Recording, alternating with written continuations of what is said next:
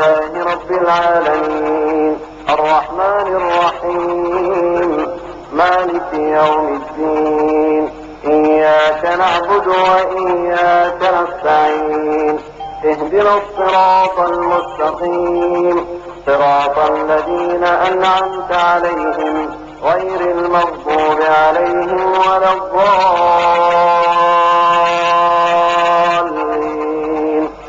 آمين.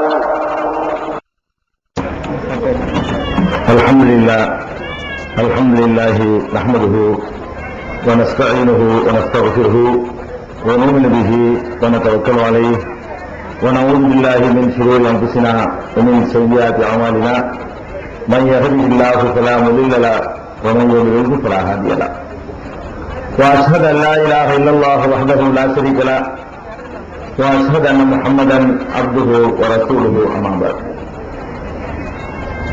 கண்ணியத்திற்குரிய எல்லாம் வல்ல அல்லாஹ் ஜல்ல ஷானஹு தஆலாவின் நல்லடியார்களே, அல்லாஹ்வுடைய பேரருளால் அவனுடைய மார்க்கத்தை அதன் தூய்மையான வடிவத்திலே அறிந்து கொள்ள வேண்டும் என்பதற்காக நாமெல்லாம் இங்கே ஒரு மாநாட்டை போல் பெரும் திரளாக கூடியிருக்கிறோம். இந்த நிகழ்ச்சியிலே சுய பரிசோதனை என்ற தலைப்பு எனக்கு தரப்பட்டிருக்கிறது. நபிகள் நாயகம் ஸல்லல்லாஹு அலைஹி வஸல்லம் அவர்கள் சொன்னார்கள், இஸ்தப்தி கல்பக வயின் அப்தவுக வயின் அப்தவுக வயின் அப்தவுக. உலகமெல்லாம் சேர்ந்து உனக்கு தீர்ப்பளித்தாலும் உன்னுடைய மனசாட்சியிடத்திலே நீ தீர்ப்பு கேள் என்று நபிகள் நாயகம் ஸல்லல்லாஹு அலைஹி வஸல்லம் அவர்கள் நமக்கு கட்டளையிட்டிருக்கிறார்கள்.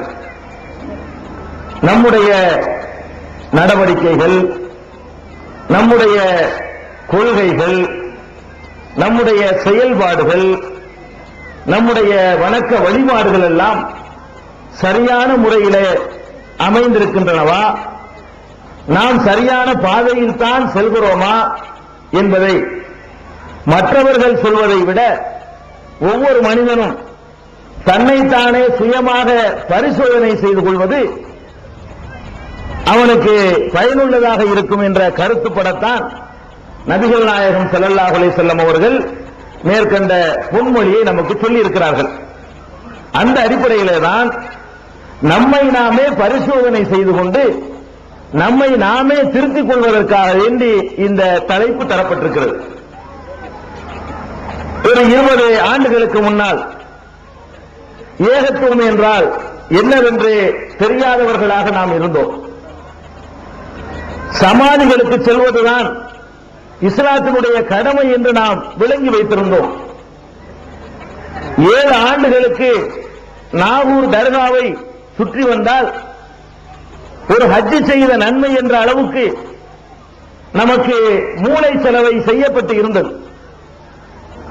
கல்லூரிகள் என்றும் சந்தன கூடுகள் என்றும் தேர் திருவிழாக்கள் என்றும் பல்வேறு இஸ்லாத்திற்கு விரோதமான நிகழ்ச்சிகளை எல்லாம் இஸ்லாம் என்ற பெயரால் 20 ஆண்டுகளுக்கு முன்னால் நாம் எல்லோருமே செய்து கொண்டிருந்தோம். மூட நம்பிக்கைகள், போலித்தனமான சடங்குகள், இறந்து போனவர்களுக்காக 3ஆம் பாத்தியாக்கள், 7ஆம் பாத்தியாக்கள், 40ஆம் பாத்தியாக்கள், மூலுதுகள், தாயத்துகள், தட்டுகள், தகடுகள் என்று இஸ்லாம் நமக்கு கற்றுத்தராத ஏராளமான தவறான காரியங்களை எல்லாம் இஸ்லாம் என்று நினைத்து நாம் செய்து கொண்டு வந்தோம். அல்ஹம்துலில்லாஹ், அல்லாஹ்வுக்கு எல்லா புகழும். அல்லாஹ்வுடைய பெரிய அருளால் இந்த நிலை இன்றைக்கு இந்த சமுதாயத்தில் மாறி இருக்கிறது. இந்த சமுதாயத்தில் இருக்கிற பெரும்பாலான மக்கள் நாம் தவறான வழியில் தான் இதுவரை சென்று வந்தோம் என்பதை புரிந்து கொண்டு சரியான கொள்கை இதுதான் என்று இப்போது நடக்க ஆரம்பித்திருக்கிறோம். ஒரு 20 ஆண்டுகளுக்கு முன்னால் நம்முடைய அப்பன் பாட்டன்மார்கள் எப்படி நடந்தார்களோ அந்த அளவுக்கு மோசமாக நம்முடைய மார்க்க நடவடிக்கைகள் நிச்சயமாக இருக்கவில்லை. அல்லாஹ் நமக்கு அழகான ஒரு வழியை காட்டி நம்ம எல்லாம் ஒரு அறிவுபூர்வமான மார்க்கத்தை பின்பற்றக்கூடியவர்கள் என்ற ஒரு மன நிறைவையும் அல்லாஹ் நமக்கு தந்திருக்கிறார். ஒரு காலத்திலே 20-25 ஆண்டுகளுக்கு முன்னால் நம்முடைய வணக்க வழிபாடுகள் நமக்கு வெட்கத்தை ஏற்படுத்தும். பிற சமுதாய மக்களிடத்திலே நம்மை முஸ்லிம்கள் என்று சொல்லிக் கொள்வதற்கு பெருமைப்பட மாட்டோம். அதை வெட்கி தலை குனிகிற அளவுக்கு நம்முடைய நடவடிக்கைகள் எல்லாம் இருந்தன. இன்றைக்கு நெஞ்சை நிமிர்த்தி நாம் சொல்கிறோம், நாங்கள் எல்லாம் முஸ்லிம்கள். எதனால் இப்படி சொல்கிறோம்? நம்மிடத்தில் இருந்த மூட நம்பிக்கைகளை எல்லாம் ஓரளவுக்கு களை எடுத்து விட்டோம். அறிவுபூர்வமான ஒரு கொள்கையை நம்முடைய வாழ்க்கையிலே கடைபிடிக்கிறோம். இந்த மார்க்கத்திலே நமக்கு சுரண்டல் இல்லை. இந்த மார்க்கத்தின் பெயரால் நம்மை யாரும் ஏமாற்ற முடியாது. இந்த மார்க்கத்தின் பெயரால் நம்முடைய சுயமரியாதைக்கு யாரும் பங்கு இழைத்துவிட முடியாது. இஸ்லாத்தை ஏற்றுக்கொண்ட நாம் நம்மால் படைக்கப்பட்ட பொருள்களை வணங்கி விடுவது கிடையாது. மனிதர்களுடைய காலிலே விழுந்து சாஷ்டாங்கம் செய்வது கிடையாது. இப்படி ஏராளமான சிறப்பு இயல்புகளை புரிந்து கொண்டு கடைபிடிக்க ஆரம்பித்து விட்ட காரணத்தினால் இன்றைக்கு நாம் நெஞ்சு நிமிர்த்து சொல்லிக் கொள்ள முடியும், முஸ்லிம்கள் என்று சொல்லிக் கொள்கிறோம். ஆனால் சில விஷயங்களிலே நம்மிடத்திலும் சில குறைபாடுகள் இருக்கின்றன. அதைத்தான் சரி செய்து கொள்ள வேண்டும். தெரிந்ததையே திருப்பி திருப்பி சொல்வதை விட நம்மை சரி செய்து கொள்ள வேண்டிய பல விஷயங்கள் இருக்கின்றன. இன்றைக்கு தௌஹீத் ஏகத்துவம் என்று சொன்னால், தௌஹீதுடைய பணி என்று சொன்னால், நம்முடைய சகோதரர்களை ஒரு சின்ன வட்டத்தை போட்டு வைத்திருக்கிறார்கள். தௌஹீதுனா என்ன? தர்காவுக்கு போகக்கூடாது, அது ஓகே. கத்தம் பாத்தியா ஓதக்கூடாது, அது ஓகே. 3 பேர் அத்திபு இதெல்லாம் கிடையாது, இது ஓகே. இதெல்லாம் இது தௌஹீத் வழங்கி வைத்திருக்கிறோம். அதே மாதிரி தொழுகை எல்லாம் நபிகள் நாயகம் ஸல்லல்லாஹு அலைஹி வஸல்லம் சொன்னபடிதான் சொல்லணும். நம்முடைய நோன்பு அப்படித்தான் நோக்கணும். நம்முடைய வணக்க வழிபாடுகளை அப்படித்தான் அமைத்துக் கொள்ளணும் என்றெல்லாம் விளங்கி வைத்திருக்கிறோம். அவ்வளவுதானா தௌஹீது? தர்காவுக்கு போகாம இருந்தா உடனே சொர்க்கத்துக்கு போயிருவீங்களா? அல்லது உங்களுடைய தொழுகையில மாத்திரம் அந்த சுன்னத்தான முறைப்படி செய்துவிட்டு மற்ற விஷயங்களில் கவனமற்றவர்களாக இருந்தால் நம்ம சொர்க்கத்துக்கு போயிட முடியுமா? நிச்சயமா முடியாது. இஸ்லாம்ங்கிறது ரொம்ப பலவிதமான காரியங்களுடைய தொகுப்பு தான் இஸ்லாம். நம்ம என்ன வட்டம் போட்டுட்டோம்? தௌஹீதுனா இஸ்லாம்ங்க.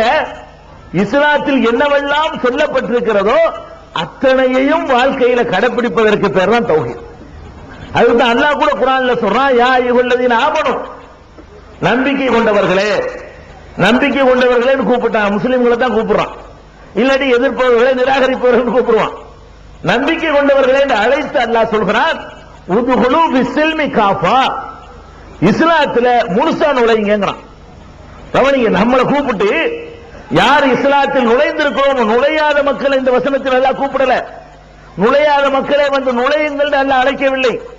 அல்லாஹ் யாரை அழைக்கிறான் என்று சொன்னால், முஸ்லிம்களாக இருக்கக்கூடிய நம்மை அல்லாஹ் அழைத்து சொல்கிறான், உதுகுலு பிஸ்ஸில்மி காஃபா, இந்த மார்க்கத்திலே, இஸ்லாம் என்ற மார்க்கத்திலே அறகுறையா நுழையாதீங்க, முழுசாக நுழையுங்கள், முழுமையாக நுழையுங்கள் என்று அல்லாஹ் நமக்கு கட்டளை எடுக்கிறான். இன்னொரு வசனத்தில் அல்லாஹ் கேட்கிறான், அபதூமினூன பிபாவில் கிதாப், வேதத்தில ஒரு பகுதியை நீங்கள் நம்பி வதக்ஃபுரூன பிபாவின், இன்னொரு பகுதியை நிராகரிக்கிறீர்களா? அல்லாஹ் கேட்கிறான். உங்களுக்கு சாதகமானதை மட்டும் எடுத்துக்கிறீங்க, உங்களுக்கு பாதகமாக இருந்தா விட்டுருவீங்க. அப்ப வேதத்தில் ஒரு பகுதியை நம்பி மறுபகுதியை நீங்கள் மறுக்கிறீர்களா? இப்படி மறுத்தா என்ன? அதை அல்லாஹ் சொல்றான், ஃபமா ஜஸாஉ மன் யஃபாலு ذلك இல்லா ஹிஸியுன் ஃபில் ஹயாத்தி துன்யா, இப்படி செய்பவனுக்கு என்ன தண்டனை தெரியுமா? இந்த உலகத்திலேயும் இழிவு இருக்கிறது, மறுமையிலையும் யௌமல் கியாமத்தி யுரத்தூன இலா அஷத்தில் அஸாப், மறுமை நாளையிலும் நியாய தீர்ப்பு நாளையிலையும் கடுமையான தண்டனைக்கு அவர்கள் உட்படுத்தப்படுவார்கள். அல்லாஹ் சொல்றான். இந்த அறகுறையாக மார்க்கத்தை பின்பற்றாங்க பாருங்க, அவங்களுக்கு 2 விதமான பனிஷ்மெண்ட், 2 தண்டனை வைத்திருக்கிறேன். ஒன்று என்ன? இந்த உலகத்திலேயே இழிவு வரும். இஸ்லாம் நுழைஞ்சுக்கிறீங்க. நம்ம பார்க்கிறோம், இன்றைக்கு ஏகத்துவத்தை பின்பற்றக்கூடிய நம்முடைய சகோதரர்களை பார்க்கிறோம். எதில் பின்பற்றுகிறார்கள்? ஏதோ நாங்கள் மாடனா இருக்கிறோம் காட்டுவதற்கு பின்பற்றுகிறார்கள். அதான் அவர்களை விட நாங்கள் வித்தியாசமான, விவரமான ஆட்கள் என்று காட்டுவதற்கு இந்த தௌஹீத் ஒரு போர்வை. தங்களுக்கு செலவு மிச்சம் என்பதற்காக இந்த கொள்கையை ஏற்றுக்கொண்டிருக்கக்கூடியவர்கள் இருக்கிறார்கள். என்ன செலவு மிச்சம்? இந்த கொள்கையை ஏற்றுக்கொண்டால் சட்டம் ஓதுற செலவு மிச்சம், பாத்தியாவோட செலவு மிச்சம், மூணுக்கு சோறாக்கி போடுறது மிச்சம். இப்படி காசு மிச்சமாகுது என்பதற்காக இதை ஏற்றுக்கொண்டக்கூடியவர்களும் இருக்கிறார்கள். அதே நேரத்தில் அவர்களுக்கு செலவு வைக்கக்கூடிய விஷயத்தை இஸ்லாம் சொல்லுமையானால், அவர்களுக்கு சிரமம் தரக்கூடிய விஷயத்தை இஸ்லாம் சொல்லுமையானால், அவர்களுக்கு நஷ்டம் ஏற்படுத்தக்கூடிய காரியத்தை இஸ்லாம் அவர்களுக்கு கட்டளையிடுமானால் அப்போது வேண்டாம் என்று ஒதுங்கி விடுகிறார்கள். அவங்களுக்கு தான் அல்லாஹ் கேட்கிறான், அப்ப தூமினூன பிபாலில் கிதாப், வேதத்தில் ஒரு பகுதியை நீங்கள் நம்பி தக்ஃபுரூன பிபாலின் இன்னொரு பகுதியை நிராகரிக்கிறீர்களா? ஃபமா ஜஸாஉ மன் யஃபஅலு ذلك, இப்படி செய்பவனுக்குரிய தண்டனை என்னவென்று சொன்னால் இல்லா ஹிஸியுன் ஃபில் ஹயாத்தி துன்யா, இந்த துன்யாவுடைய உலகத்தினுடைய வாழ்க்கையிலும் அவருக்கு இழிவு இருக்கிறது, மறுமை நாளையிலையும் நியாய தீர்ப்பு நாளையிலையும் கடுமையான தண்டனை இருக்கிறது என்று அல்லாஹ் எச்சரிக்கிறான். அதனால நம்ம முழுசா நுழையணும், ஏகத்துவத்தை இருக்கக்கூடியவர்கள் விளங்கிக் கொள்ளணும். ஏகத்துவம்னா ஒரு 4-5 காரியம் அல்ல, விரல் அசைக்கிறது மாத்திரம் ஏகத்துவம் இல்லை, நெஞ்சிலே கைகளை கட்டிக்கொண்டு தொழுவது மாத்திரம் ஏகத்துவம் இல்லை, கத்தம் பாத்தியாவிலிருந்து ஒதுங்கி இருப்பது மாத்திரம் ஏகத்துவம் இல்லை. குர்ஆனில் சொல்லப்பட்ட அத்தனையும் வாழ்க்கையில் கடைபிடிப்பதற்கு பெயர் ஏகத்துவம். நபிகள் நாயகம் ஸல்லல்லாஹு அலைஹி வஸல்லம் அவர்கள் 23 ஆண்டு காலமாக எதையெல்லாம் மக்களுக்கு போதனை செய்தார்களோ, செயல்பட வடிவம் கொடுத்து காட்டினார்களோ, அங்கீகரித்தார்களோ, அவற்றை அனைத்தையும் வாழ்க்கையில கடைபிடிப்பதற்கு பெயர் தான் ஏகத்துவம் என்பதை முதலில் நீங்கள் புரிந்து கொள்ள வேண்டும். உங்களுக்கு ஏராளமான லட்சக்கணக்கான பணிகள் சுமத்தப்பட்ட ஒரு சமுதாயமா இருக்கிறன்னா 4-5 காரியத்தை செஞ்சுட்டு நாங்க கரெக்டா இருக்கோம் நினைத்தால் நம்மை நாமே ஏமாற்றிக் கொள்கிறோம், மறுமையில பயங்கரமான தண்டனைக்கு உள்ளாகும் என்பதை முதல்ல நீங்க கவனத்தில் வச்சுக்கணும். நிறைய குறை இருக்குதுன்னு ஒத்துக்கணும். இன்னும் சொல்ல போனால் இந்த அழைப்பிற்கு பாருங்க, நம்பிக்கையாளர்களே இஸ்லாத்திலே முழுமையாக நுழையுங்கள் என்று அல்லாஹ் அழைக்கிறான இந்த அழைப்பு முதல்ல நபி தோழர்களுக்கு தான் விடப்படுகிறது. அங்கேயே இந்த கோளாறு இருந்திருக்கு, நம்மளுக்கும் அது இருக்குது வாஸ்தவம். நபி தோழர்களை கூப்பிட்டு தான் அல்லாஹ் சொல்றான், முழுசா நுழைஞ்சிருங்க, இந்த அரைகுறை வரை அரைக்கிணறு தாண்டா உள்ள விழுந்துருவோம், ஒண்ணு கிணத்துக்கு இந்த பக்கம் நின்றுக்கிறங்க அல்லது கிணத்துக்கு அந்த பக்கம் போயிருங்க. பாதி கிணறு தாண்டுனா பாதி கிணறு தாண்டணும் இருக்கிற செய்தி உள்ள போயிட வேண்டியதானுங்க, அரை கிணறு தாண்ட முடியாது. அப்ப அந்த மாதிரியான ஒரு ஆர்டர் நபித்தோழர்களுக்கு அல்லாஹ் வந்து பிறப்பிக்கிறான்னு சொன்னா, அப்ப மனிதன்கிட்ட இந்த மாதிரி சாதகமானதை எடுத்துக்கொள்றதுங்கிறது ஒரு பலவீனம் இருக்கிறது. தனக்கு எதெல்லாம் வசதியா இருக்குதோ அதை மட்டும் எடுத்துக்கொள்வார், எதெல்லாம் லாபகரமா இருக்கிறதோ அதை மட்டும் எடுத்துக்கொள்வார்.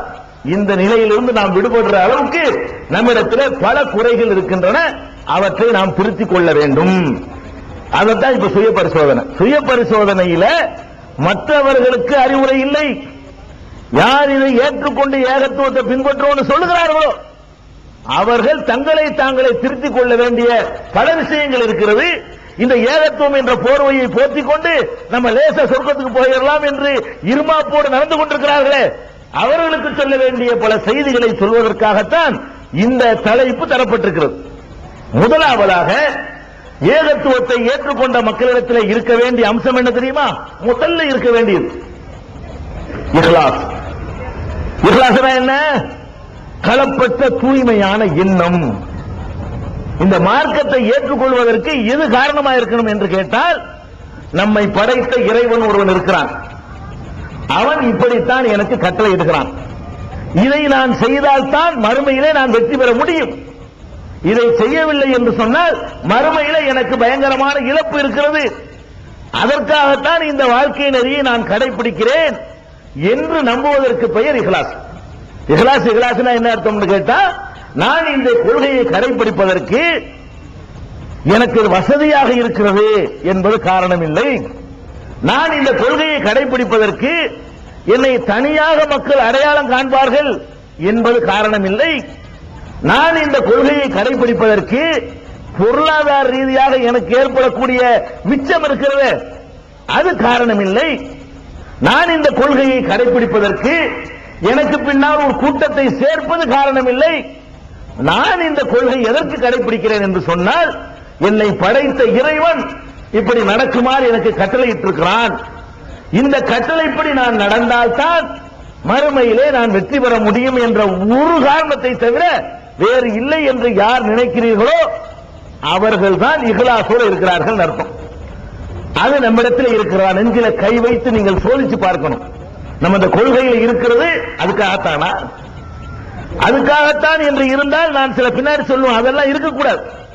அதுதான் நிஜமாக இருக்குமேயானால், அல்லாஹ்வுக்காகத்தான் இந்த கொள்கையை நீங்கள் ஏற்றுக்கொண்டது உண்மையாக இருக்குமேயானால், அதற்கேற்றவாறு அதனுடைய பிரதிபலிப்புகள் இருக்க வேண்டும். நபிகள் நாயகம் ஸல்லல்லாஹு அலைஹி வஸல்லம் அவர்கள் இந்த அம்சத்தை தான் நமக்கு அதிகமாக வலியுறுத்தினார்கள். நீங்கள் சஹீஹுல் புகாரி என்ற நபிமொழி தொகுப்பை தமிழ் இன்னைக்கு வந்து விட்டது. ஒரு காலத்தில் நம்ம எல்லாம் சொன்னோம், ஹதீசுகள் இல்ல, தமிழ்ல இல்ல, குர்ஆன் தமிழ்ல இல்லன்னு சொன்னோம். இன்றைக்கு அல்லாஹ்வுடைய அருளால் பல நூல்கள் இன்னைக்கு நபிகள் நாயகம் ஸல்லல்லாஹு அலைஹி வஸல்லம் உடைய சொற்கள், செயல்கள், அங்கீகாரங்கள் எல்லாம் மொழிபெயர்க்கப்பட்டு கிடைக்கின்றன.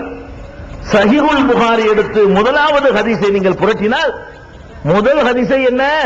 இன்னமல் ஆமாலு பின்னியாத், எல்லா செயல்களும் எண்ணங்களை பொறுத்தே. செயலுடைய அளவா எல்லாம் பார்க்க மாட்டோம். நம்ம எல்லாம் என்னது பார்ப்போம்? நம்ம என்ன பார்ப்போம்? ஒரு பொருள் ஒருத்தன் விற்கிறான், ஒரு படி ₹1 தர்றாங்கிறான் ஒருத்தன், இன்னொருத்தன் வந்து அரைப்படி தர்றேங்கிறான். நம்ம எதை பார்த்து வாங்குவோம்? ஒரு படி. நிறைய தர்றான்ல, ₹1 கொடுத்து நம்ம அரைப்படி வாங்கணும். அவன் என்ன எண்ணத்துல தர்றான் அதை நம்ம பார்க்க மாட்டோம். உங்களுக்கு என்ன எண்ணவா இருந்தா எனக்கு என்னடா, எனக்கு அதிகமா எவன் தர்றான், எனக்கு லாபகரமா எவன் தர்றான் அப்படின்னு நம்ம பார்க்குவோம். அல்லாஹ் அதை பார்க்க வேணா, இவர் எத்தனை ரக்காத்து தொழுதாருன்னு பார்ப்பானா? என்ன நினைச்சுக்கிட்டு தொழுதாருன்னு நல்லா பார்ப்பான். எத்தனை ரூபா கொடுத்தாருன்னு நல்லா பார்ப்பானா? நீ என்ன நோக்கத்து கொடுத்த அதை பார்க்கலாம். அல்லாஹ்வை பொறுத்த வரைக்கும் எதை கணக்கில் கொள்கிறான் என்று சொன்னால், நிய்யத்தை, எண்ணத்தை கணக்கில் கொள்கிறான். இன்னமல் அமாலு பின்னியாத், எண்ணங்களை பொறுத்துத்தான் எல்லா செயல்களுமே அமைந்திருக்கின்றன. இன்னமாலி குல்லிம்ரியும் மாணவா, ஒரு மனிதன் எதை நீ எண்ணுகிறானோ அதுதான் அவனுக்கு கிடைக்கும்.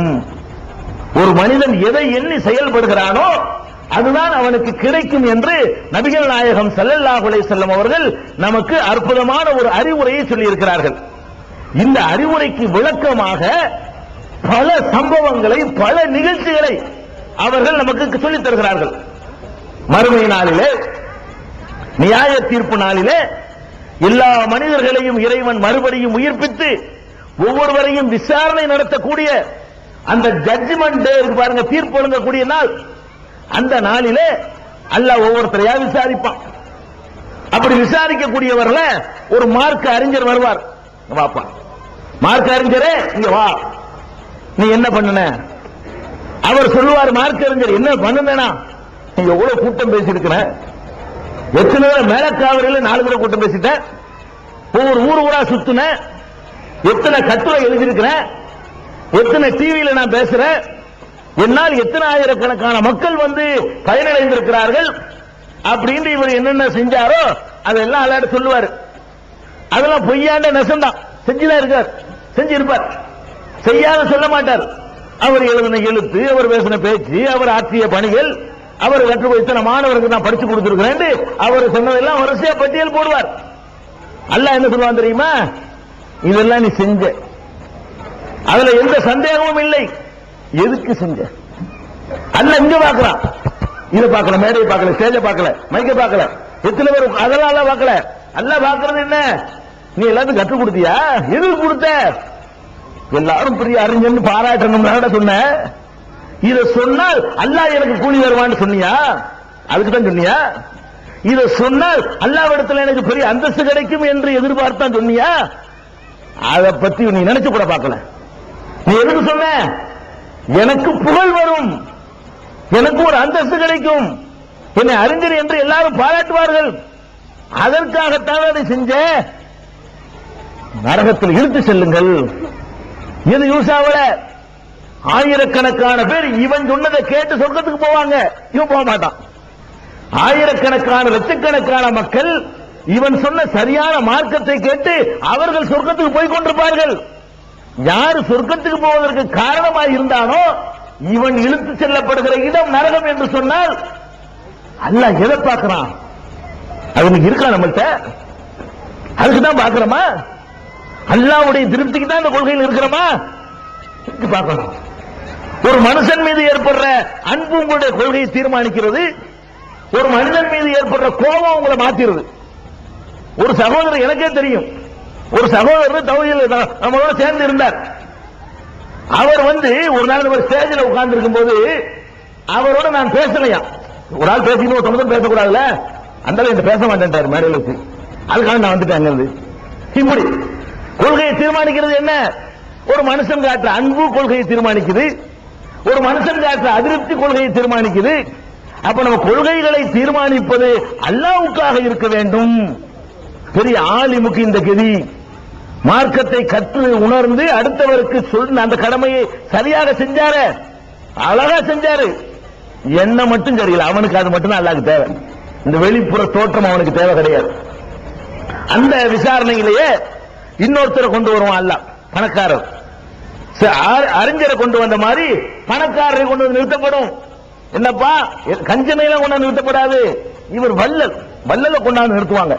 வா வள்ளலே, இங்க வா, நீ என்ன செஞ்ச, உனக்கு எவ்வளவு தந்தேன், உனக்கு ஒரு நாளைக்கு 100 ரூபாய் போதும் இருக்கும்போது நான் 1000 ரூபாய் தந்தனா இல்லையா, உனக்கு ஒரு நாளைக்கு மாசத்துக்கு 2000 ரூபாய் போதுங்களே நான் 20000 ரூபாய் தந்தனா இல்லையா, என்னப்பா செஞ்ச, இவ்வளவு பணம் காசு தான் என்ன செஞ்ச. அவர் சொல்வார், என்ன செஞ்சனா, அள்ளியில கொடுத்தேன்.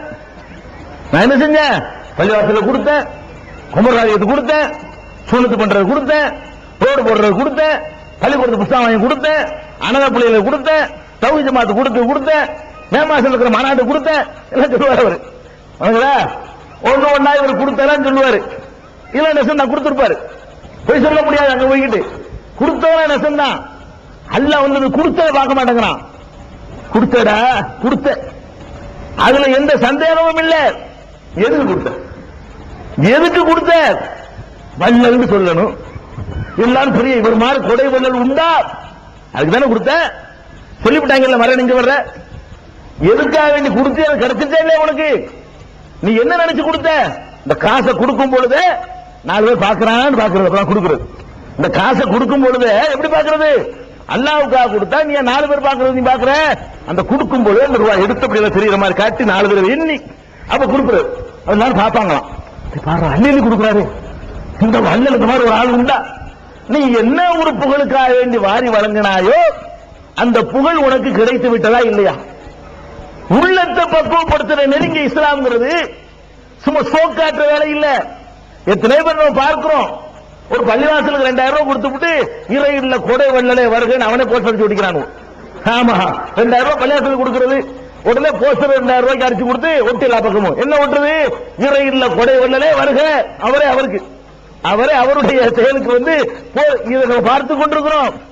இதெல்லாம் கிடைக்கும் நினைக்கிறீங்களா? இந்த கொடுத்த ரூபாய் எல்லாம் பாப்பான்னு நினைக்கிறீங்க, அல்ல பிச்சைக்காரனா, அல்லாஹ் என்னமோ இல்லாதவனாங்க. இந்த ரூபாய்கள்லாம் நீங்க கொடுக்கலன்னா என்ன என்ன கொடுத்த அல்லாஹ்வுடைய கதனா கூடி போயிடுதா, நீங்க கொடுக்கலன்னா அந்த காரியம் நடக்காதா.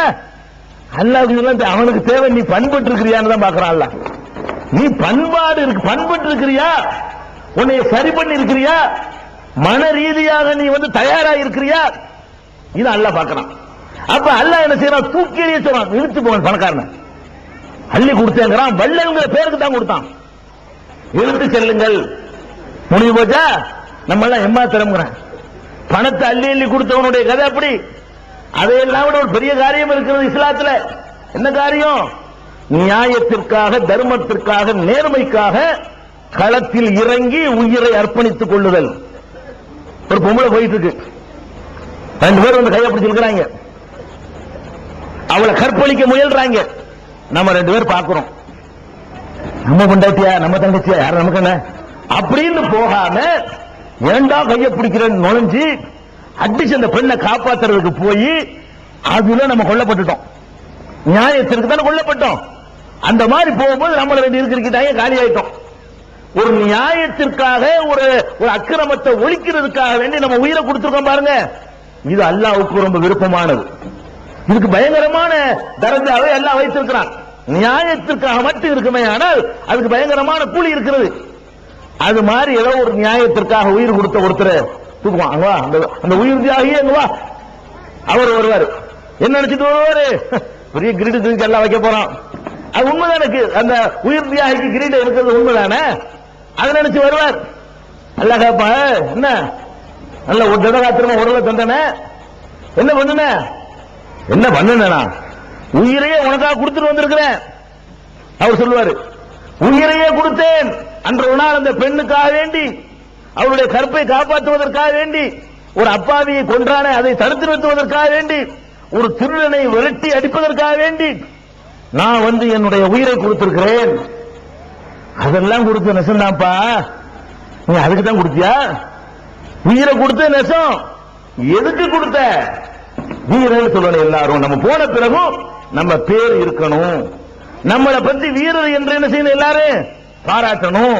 நம்மளை பார்த்து நம்ம அந்த போயிட்டு செத்து போகாம திரும்பி வந்தா நம்மளை கண்டு எல்லாரும் பயப்படணும். எதுக்கு உயரம் காட்ட போறது? அப்படி ஒருவேளை சாகாம வந்துட்டான்னு எப்படி வந்திருப்பான் தெரியுமா? அப்படி அடிச்சு அவனை பிறப்பிட்டு வரும்போது அதுக்கு சட்டத்தை கொடுத்துக்கிட்டு இதெல்லாம் போகுது. போனே காலி ஆகிட்டு. அது ஒரு விஷயம். நீ காலியாம வந்து இருந்தா நீ என்ன பண்ணி இருப்ப? வரும்போதே அவனையும் அடிச்சிருந்தான்னு வைங்க, அப்ப போடுற ஆட்டமும் இப்ப நடக்கிறோம் நெஞ்சு தூக்கி வச்சுக்கிறோம். என்னடா அப்படிங்கிறது அவனை விட ரவுடியாக ஆயிருவான். அந்த மாதிரி எல்லாம் அந்த உயிர் தியாகிகள் நிறைய உண்டாயிருக்கிறாங்க. அப்ப அந்த மாதிரியான ஆட்களை கொண்டாந்து நிப்பாட்டி வைத்து அல்லாஹ் கேட்பான், நீ வீரன் என்ற பெயர் எடுப்பதற்குத்தான் இந்த வேலையை செஞ்ச. பேர் எடுத்தாச்சு, எல்லாம் சொல்லிட்டாங்க. வீரன் 4 பேர் பேசிட்டா இழுத்து செல்லுங்கள் நரகத்திற்கு என்று அல்லாஹ் கட்டளையிடுவான் என்று நபிகள் நாயகம் ஸல்லல்லாஹு அலைஹி வஸல்லம் அவர்கள் முக்கியமான 3 சேவைகள் செய்தவர்களை சுட்டிக்காட்டி, நல்ல சேவைகள் செய்தும் கூட எண்ணம் சரியில்லை. எண்ணம் சரியில்லாததனால் அதனால் சல்லி காசுக்கு பிரயோஜனம் இல்லாம மட்டுமில்ல, நரகமும் சேர்ந்து கிடைக்கிறது. பிரயோஜனம் இல்லாம போனாலும் பரவாயில்லைங்க, தண்டனை கிடைக்கிறது என்று சொன்னால் நம்ம உள்ளத்தை எப்படி பக்குவப்படுத்த வேண்டும்? ஃபர்ஸ்ட் நமக்கு தேவை உள தூய்மை. உள தூய்மை இல்லாமல் செய்யப்படுகிற எந்த காரியத்திற்கும் அல்லாஹ்விடத்தில் மதிப்பு கிடையாது. நபிகள் நாயகம் ஸல்லல்லாஹு அலைஹி வஸல்லம் சொன்னார்கள், இன்னல்லாஹ லா யன்துரு இலா சுவரிக்கும் அஜ்சாமிக்கும். உங்களுடைய தோற்றங்களையோ உடல்களையோ அல்லாஹ் பார்ப்பதில்லை. உங்களுடைய தோற்றங்களையோ உடல்களையோ அல்லாஹ் பார்ப்பதில்லை. வலாக்கின் யன்துரு இலா குலூபிக்கும். உங்களுடைய உள்ளங்களை அல்லாஹ் பார்க்கிறான். அல்லாஹ் எதை பார்க்கிறான்? நான் பேசுகிறேன் என்றால் நீங்கள் எல்லாம் என்னுடைய பேச்சை பார்ப்பீர்கள். அல்லாஹ் பேச்சை பார்க்க மாட்டான். எதை பார்க்குவான்? என்னையும் என்ன வச்சுக்கிட்டு பேசுறான். அதுதான் அல்லாஹ்வுக்கு தேவை. அப்ப அல்லாஹ் பார்ப்பது உள்ளங்களை பார்க்கிறான். அப்ப உள்ளங்களை அல்லாஹ் பார்க்கிறான் என்பதற்காக மட்டும்தான் நீங்கள் இந்த கொள்கையை ஏற்க வேண்டும். இதற்கு முன்னால் வேறு நோக்கத்திற்கு ஏற்று இருந்தாலும் இப்ப நீங்கள் மாற்றிக்கொள்ள வேண்டும், திருத்திக் கொள்ள வேண்டும். வேறு என்னமோ ஒரு எதிர்பார்ப்புல, வேறு என்னமோ ஒரு புரட்சியா இருக்கு, ஒரு வித்தியாசமா ஒண்ணு இருக்குது. சில ஆட்களுக்கு வித்தியாசமா வர்றதை பூரா ஏத்துக்குவாங்க. அது ஒரு இருக்கு. விலங்கி ஏத்துக்கிறது இல்ல, வித்தியாசமா ஒண்ணு வருதுன்னு வைங்களேன், புதுசா வர்றதெல்லாம் ஏத்துக்கிறது. இது புதுசா வந்துட்டா நல்லா இருக்கு ஏத்துக்கிறது. இன்னும் வருவாங்க புதுசா, அது இஸ்லாத்துக்கு எதிரானதா இருக்கு, அதையும் தெரியுமாங்க. அதுல ஒரு 5 வருஷம் கூட உனக்கு இருக்கு, 2 வருஷம் இருப்பான். என்னடா இதையே போவாதான் புதுசா ஒன்னையும் காணா. இன்னொருத்த வந்து என்ன செய்வான்? வேற புதுசா ஒண்ணு சொல்லுவான். அப்ப அதுக்காக நீ ஏத்துக்கிட்டியா? புதுசுங்கிறதுக்கு ஏத்துக்கிட்டியா? அங்க ஒண்ணும் கிடைக்காது. எதுக்கு ஏத்துக்கிறமே? இது சரியான மார்க்கம், அல்லாஹ்வுடைய திருப்தி கிடைக்கும் என்பதற்கு தான் ஏத்திருக்கிறேன் அப்படிங்கிறது இருக்கணும். அதுதான் நபிகள் நாயகம் ஸல்லல்லாஹு அலைஹி வஸல்லம் அவர்கள் நமக்கு வற்புறுத்துகிறார்கள். ஒரு தடவை நபிகள் நாயகம் ஸல்லல்லாஹு அலைஹி வஸல்லம் அவர்கள் ஒரு போருக்கு சென்று விட்டு திரும்பி வருகிறார்கள். போருக்கு பல போர் தான வாழ்க்கையை உங்களுக்கு. எப்ப பார்த்தாலும் போரும் சண்டையும், எதிரிகள் படையெடுத்து வருவதும், அதை எதிர்கொள்வதும், இப்படியான வாழ்க்கை தான். மொத்த வாழ்க்கை அப்படித்தான் இருந்துச்சு மதீனாவுக்கு போனதுல இருந்து. அப்ப போருக்கு சென்று விட்டு வரும் பொழுது நபிகள் நாயகம் ஸல்லல்லாஹு அலைஹி வஸல்லம் சொன்னார்கள், நீங்க எல்லாம் போருக்கு பெரிய தியாகம் பண்ணி திரும்பி போய்கிட்டு இருக்கிறீங்க. ஒரு கூட்டம் உங்களோட போருக்கு வரல, ஆனால் நீங்கள் என்ன பரிசை பெறப்போகிறீர்களோ அந்த பரிசு வாங்கும் போது உங்களோடு அவர்களும் சேர்ந்து கொள்வார்கள். அப்படி ஒரு கூட்டம் மதீனாவில் இருக்கிறது. நபி ஸல்லல்லாஹு அலைஹி வஸல்லம் சொன்னாங்க, இன்னபில் மதீனத்தில் ரிஜாலன், சில மனிதர்கள் மதீனாவில் இருக்கிறார்கள். நீங்கள் களத்துக்கு வந்து விட்டீர்கள், களத்திற்கு வராத சில மனிதர்கள் மதீனாவில் இருக்கிறார்கள். அவர்கள் வந்து நீங்கள் என்ன கூலி பெறுகிறீர்களோ அது எல்லாமே அவர்களுக்கும் கிடைக்கும். ஏன் தெரியுமா? அவர்களும் வர வேண்டும் என்று விரும்பினார்கள், அதற்காக முயற்சித்தார்கள், வர வேண்டும் என்று நேரம் குறித்தார்கள். திடீரென முடியாமல் உடல்நிலை பாதிக்கப்பட்டு விட்டது. அவர்களுடைய உள்ளமெல்லாம் இங்கே இருக்கிறது. ஆட்கள் உடல் தாங்க இருக்கிறத தவிர நம்மளும் போக முடியலையே, அல்லாஹ் அந்த மாதிரி நோயை தந்துட்டானே என்று இங்கேயே உள்ளத்தை வைத்துக் கொண்டிருக்கிறார்களே.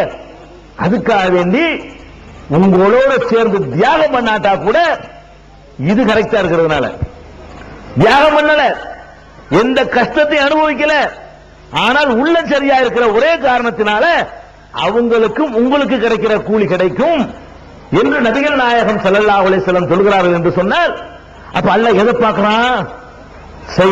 செயலையும் பார்க்கிறான், செயலை மட்டும் பார்க்கல, செயலையும் பார்க்கிறான். செயல் கரெக்டா இருக்கணும். தண்ணி அடிக்கும் போது ஒரு நல்ல நீயத்துல அல்லாஹ் நம்ம கவலையை மறக்கிறதுக்காக வேண்டி, கெட்ட பேச்சு பேசாம தூங்குறதுக்காக வேண்டி அடிக்கிறேன் அல்லாஹ் எதுக்குறானா? செயலும் கரெக்டா இருக்கணும், அதே நேரத்தில் எண்ணமும் சரியா இருக்கணும். இந்த எண்ணங்களை தூய்மைப்படுத்துவதுதான் நபிமார்கள் அனுப்பப்பட்ட நோக்கம். வமா உமிரு இல்லா லியஅபுதுல்லாஹ முக்லிஸீன லஹுத்தீன், வணக்கத்தை இஹ்லாஸோடு கலப்பற்ற எண்ணத்தோடு அவனுக்கே உரித்தாக்கி வணங்குமாறுதான் அவர்கள் கட்டளையிடப்பட்டிருக்கிறார்கள் என்று அல்லாஹ் ரப்பல் ஆலமீன் தன்னுடைய திருமறை குர்ஆன் மூலமாக நமக்கு அறிவுரை தருகிறார். எனவே நம்ம முதல்ல தெரிந்து கொள்ள வேண்டிய மேற்று என்னன்னு கேட்டா, நாம இந்த கொள்கைக்கு வந்தது எதுக்காக? இது வித்தியாசமா இருக்குது என்பதற்காக இல்ல, இது உண்மையா இருக்கிறது என்பதற்காக. நாம் இந்த கொள்கைக்கு வந்தது புதுசு என்பதற்காக இல்லை, பழசு என்பதற்காக. அல்லாஹ்வும் அல்லாஹ்வுடைய தூதரும் எதை பழசா சொல்லிவிட்டு போனார்களோ அதை இன்றைக்கு தூய்மையான வடிவத்தில் சொல்கிறார்கள் என்பதற்காக நீங்கள் வந்திருக்க வேண்டும்.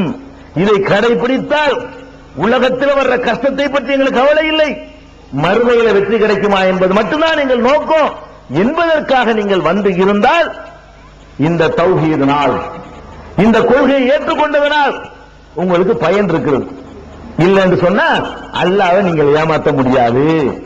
அல்லாஹ் எதை பார்ப்பான அதை கரெக்ட் பண்ணாம இருந்தால் அல்லாஹ்வை நீங்கள் ஏமாற்றி விட முடியாது. இதனால் உங்களுக்கு உலகமும் நஷ்டம், பேசாம உலகத்தில் கண்டதை செஞ்சுட்டு போயிடும். இங்கேயும் எல்லாத்தையும் இழந்து விட்டு அங்கேயும் போயிட்டு அல்லாஹ் சொல்ற அப்படி ஒரு கூட்டம் இருக்கு. ஹஸிரத் துன்யா வல் ஆகிரா, துன்யாவுடைய நஷ்டம் ஆகிரத்திலே நஷ்டம். மற்றவங்களுக்கு துன்யாவில் நஷ்டம் இல்லை, தண்ணி அடிக்கிறான் துன்யாவில் நஷ்டம் இல்லை, தப்பு தண்டா செய்யறான் துன்யாவில் நஷ்டம் இல்லை, இஷ்டம் போல நடக்கிறான் அனுபவிக்கிறான், துன்யாவில் கிடைக்கிறதெல்லாம் கிடைச்சு போயிடுது. அவனுக்கு நஷ்டம் ஆகிரத்துல மட்டும்தான். நீங்க சரியான வாழ்க்கையை கடைபிடிச்சு என்ன சரியில்லாம போச்சுன்னு வைங்க, உங்களுக்கு நஷ்டம் ரெண்டு ஞாபகம். உங்களுக்கு என்ன நஷ்டம்? துன்யாவும் நஷ்டம், ஆகிரத்து நஷ்டம். லேசா அப்படி உள்ளத்தை லேசா கொஞ்சம் கரெக்ட் பண்ணி, எனக்கு உள்ளத்தை கரெக்ட் பண்றதானுங்க பெரிய கஷ்டமா? உள்ளத்தை கரெக்ட் பண்ணிக்கிட்டீங்கன்னு சொன்னா துன்யா நஷ்டமா போனாலும் போயிட்டு ஆகிரத்துல நிலையான பெரிய வாழ்வுக்கு நாம் சொந்தக்காரர்களா ஆயிருவோம். இதுல சுத்தமா தூய்மையா இருக்கு. அதுக்குத்தான் ஒரு முகஸ்துதிய கூட எந்த அளவுக்கு தூய்மையை பார்க்கறாங்கன்னு பாருங்க. முகஸ்துதினா தெரியுதா? நம்ம தொழுகிறோம், அல்லாஹ்வுக்கு தான் தொழுகிறோம், மனுஷனுக்கு தொழுவல. அல்லாஹ் சொன்னபடிதான் தொழுகிறோம், அல்லாஹ்வுடைய ரசூல் சொன்னபடிதான் தொழுகிறோம். தொழுதுகிட்டு இருக்கும் போது ஒரு ஆள் வர்றாரு. ஒரு ஆள் வர்றதை பார்த்த உடனே நம்ம தொழுகை டைப் இப்படி லேசா மாறுது. ஒரு ஆள் வந்த உடனே நம்ம நல்ல பர்ஃபெக்டா தொழுகிறோம் எல்லாருக்கும் தெரியணும் அப்படின்னு நினைச்சுக்கிட்டு அப்ப என்ன செய்யறாரு? அவருடைய ஆக்சன் மாறுது, அவருடைய கிராத்துடைய குரல் ராகம் மாறுது. சாதாரண ஓடிட்டு இருந்தாரு, ரெண்டு பேர் வர்றான்னு தெரிஞ்சவங்க இப்படி ராகம் அப்படி ஏறுது. அல்லாஹ் தான் வணங்குறாரு. இது எதுக்காக வேண்டி? அல்லாஹ் வணங்குறதோடு அப்படி லேசா அப்படி மனுஷனே திருப்தி பண்ற லேசா. நாலு பேர் பாக்குறாங்கல்ல, நல்லா இருக்கட்டுமே. கோழி குத்துற மாதிரி தொழுகிறவன் நாலு பேர் பார்க்கும்போது அவன் ருக்கு அப்படி இருக்கும், அவன் சஜிதா அப்படி இருக்கும், அவனுடைய கிராத் அப்படி இருக்கும். அப்படி போச்சுன்னு வைங்க, இதுக்கு பேர் முகஸ்துதின்னு பேரு. இதுக்கு பேர் என்னது? முகஸ்துதி. பிறர் பார்த்து மெச்சுவதற்காக, பிறருக்கு காட்டுவதற்காக செய்கிற தொழுகை. இது அல்லாஹ்வை தொழுதால் கூட லேசா அவன் பார்க்கிறாங்கிறதுக்காக வேண்டி அந்த செயலை மெருகேத்துறீங்களே, அது சின்ன சிறுக்குங்கிறாங்க ரசூல் ஸல்லல்லாஹு அலைஹி வஸல்லம். சிறுக்குல இணை வைத்தல். நீங்க அல்லாஹ்வை தான் வணங்குறீங்க, இவனை வணங்கவே இல்லை, மனுஷனை வணங்கல. தொழுகை அல்லாஹ்வுக்கு தான். அதை கொஞ்சம் மெருகேற்றி செய்றீங்க பாருங்க, அது யாருக்காக வேண்டி? மனுஷனுக்காக வேண்டி. அதை ரியா என்று சொல்லி அதுக்கு சின்ன சிறுக்கு, அதைத்தான் நான் உங்கள் விஷயத்தில் ரொம்ப பயப்படுறேன். பெரிய சிறுக்குல இருந்தெல்லாம் ஈஸியா தப்பிச்சிருவீங்க. சின்ன இணை கற்பித்தல், இறைவனுக்கு இணை கற்பித்தல்ல, அப்படி சின்னதா மைல்டான மென்மையான இணை கற்பித்தல் இருக்கு பாருங்க, அதுல நீங்க தப்பிக்க மாட்டீங்க, மாட்டிக்கிருவீங்க. ஜாக்கிரதையா இருக்கணும். அது விஷயமா நான் பயப்படுறேன் அப்படின்னு அல்லாஹ் நபி ஸல்லல்லாஹு அலைஹி வஸல்லம் சொல்லி காட்டுறாங்க. அப்ப இதுக்கு கூட காரணம் என்ன? லேசா அந்த எண்ணத்துல ஒரு கசடு ஏற்பட்டு விடுகிறது. முழுசா கெட்டு போயிடல, அந்த எண்ணத்துல லேசா கசடு ஏற்பட்டா கூட அதுவும் அடிபட்டு போயிடும். முனாஃபிக்குடைய வேலை அல்லாஹ் சொல்லி காட்டுறான். இதா காமு இல ஸலாத்தி காமு குசாலா, தொழுகைக்கு நிற்கும் பொழுது சோம்பலாக நிற்கிறார்கள். யுராவுனன் நாஸ, மக்களுக்கு காட்டுவதற்காக தொழுகிறார்கள், மக்களுக்கு காட்டுவதற்காக தொழுகிறார்கள் சொல்றான் பாருங்க. அது முனாஃபிக்குடைய வேலை, சந்தர்ப்பவாதி நயவஞ்சகர்களுடைய வேலை, நடிப்பவர்களுடைய வேலை என்று அல்லாஹ் ரப்பல் ஆலமீன் எச்சரிக்கிறான். அப்ப ஃபர்ஸ்ட் நம்ம இடத்துல இந்த கொள்கை ஏற்றுக்கக்கூடிய மக்களே, உங்களுடைய கொள்கை ஏற்றதா இருக்கட்டும், உங்களுடைய தொழுகையா இருக்கட்டும், உங்களுடைய நோன்பா இருக்கட்டும், அல்லாஹ்வுடைய திருப்திக்கு தான் நான் இதை செய்கிறேன், வேற எந்த நோக்கமும் எனக்கு இல்லை அப்படிங்கிற ஒரு உணர்வோடு தான் எதையுமே நீங்க செய்யணும். அப்படி செஞ்சோம்னு சொன்னா நாம் வெற்றி பெற முடியும். இந்த சுய பரிசோதனையில முதல்ல நம்ம கரெக்ட் பண்ண வேண்டியது இது அஸ்திவாரம், இதுதான் பேஸ். இது இல்லாம நீங்க எத்தனை காரியம் செஞ்சாலும் அதுக்கு அரை காசு புண்ணியம் கிடையாது. இதை வழங்கிக் கொள்ளணும். அடுத்தது என்ன? தூய்மையான எண்ணம் வந்து விட்டது. தூய்மையான எண்ணம் வந்து விடுமையானால் அடுத்தபடியாக நமக்கு வர வேண்டியது, நாம் எந்த கொள்கையை ஏற்றுக்கிறோமோ அந்த கொள்கையில திட்டமான நம்பிக்கை, இஸ்திகாமத் என்று சொல்லக்கூடிய அசைக்க முடியாத உறுதியான திடமான நம்பிக்கை இருக்க வேண்டும். உங்க கொள்கையில எப்படி இருக்கணும்? அந்த நம்பிக்கை 100%, 100% அந்த நம்பிக்கை இருக்கணும். ஒரு 75 நம்பிக்கை, 50 நம்பிக்கை, 40 நம்பிக்கை எல்லாம் இருக்கக்கூடாது. 100% நம்பிக்கை இருக்கணும்னா என்ன அர்த்தம்? இந்த கொள்கையில உண்மையிலே உங்களுக்கு உறுதி இருக்குன்னு சொன்னா அதை காட்டுவதற்கு பல வாய்ப்புகள் இருக்குது, நிரூபிப்பதற்கு. என்ன வாய்ப்பு? ஒரு ஊர்ல நீங்கள் இந்த தேகத்துவ கொள்கை ஏற்றுக்கொள்கிறீர்கள், ஏற்று பிரச்சாரம் செய்கிறீர்கள். பிரச்சாரம் செஞ்ச உடனே ஆரம்பத்தில் ஆஹா ஓஹோன்னு போஸ்டர் செய்றீங்க. செஞ்ச உடனே அந்த ஊர்ல உள்ள சகோதரர்களுக்கு இது விளங்காது. ஏன்னா அவங்க அப்பம் பாட்ட மாதிரிலாம் கெடுத்துட்டு போயிட்டாங்க, நம்மளையும் கெடுத்த மாதிரி அவங்களையும் கெடுத்துட்டு போயிட்டாங்க. அவங்களுக்கு மார்க்கம் என்று தப்பானதை சொல்லி கொடுத்திருக்கிறாங்க. அதனால நீங்க செய்யறது தப்பாக உங்களுக்கு தெரியும். நீங்க சரியான முறையில் உங்க ஊர்ல போய் தொழுதீங்க என்று சொன்னா, சரியான முறையில் இந்த சடங்கு சம்பிரதாயம் இல்லைன்னு சொல்லி உங்க ஊர் மக்களுக்கு எடுத்து சொன்னீர்கள் என்று சொன்னால், அப்ப என்ன வரும் தெரியுமா? ஊர் மக்களுக்கு கோபம் வரும். கோபம் வர்றதுக்கு காரணம் அவங்க மேல கோபப்பட்டு வேலை இல்லை, அவங்க அறியாமையில கோபப்படுறாங்க. விளங்காதனால அவங்க கொள்கைதான் சரின்னு நினைத்துக் கொண்டு நம்ம மேல கோபப்படுறாங்க.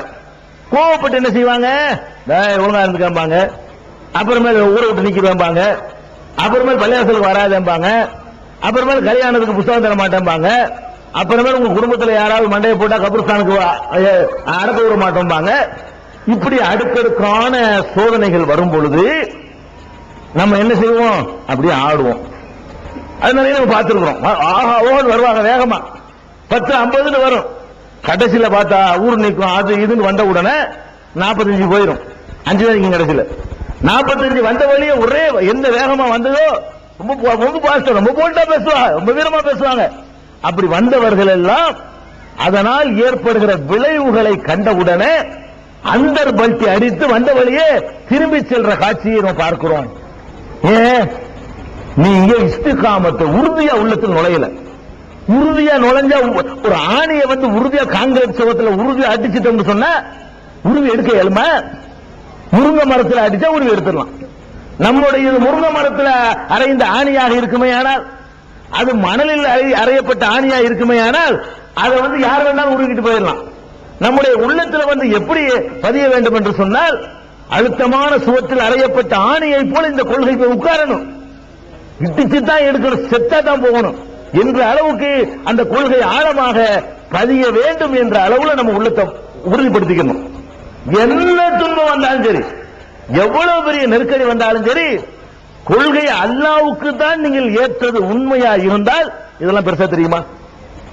இதான் சோதனை. இஹ்லாஸுக்கு இப்பதான் சோதனை. அல்லாஹ் உலகத்துல ப்ரூவ் பண்ணி தான் கொண்டு போவான். நீங்க உலகத்திலேயே நமக்கு இஹ்லாஸ் இருக்குதா இல்லையான்னு ப்ரூவ் பண்றதுக்கு இங்கே டெஸ்ட் வச்சு விடுவான், பல நெருக்கடிகளை தருவான்.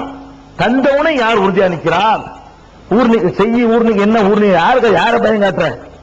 என்னப்பா திருடிட்டோமா? யார ஊர் நிக்கிற? நாங்க திருடணுமா? பொம்பளைய கைப்பிடிச்சு இழுத்தோமா? அல்ல உன்னைய மாதிரி வரதட்சணை வாங்கணுமா? அல்ல எவனைய ஏமாத்தணுமா? கலப்படம் செஞ்சோமா? அத குண்டு தயாரிச்சமா என்னத்துக்குடா எங்களை ஊர் நிக்கிற? அத மாதிரி செஞ்சவன் வெளியே நடமாடிக்கிட்டு இருக்கிறான், நிர்வாகியா இருக்கிறான், தலைவர்களா இருக்கிறான், பிரமுகர்களா இருக்கிறான். யாரு? தப்பான தொழில் பண்ண சினிமா கூட்ட வச்சுக்கிறவன், லாட்டரி சீட்டு வச்சுக்கிறவன், சாராய கடை ஏலம் எடுத்திருக்கிறவன், விபச்சார விடுதி நடத்துறவன், தப்பு தண்டா செய்யறவன் எல்லாம் என்ன செய்யறான்?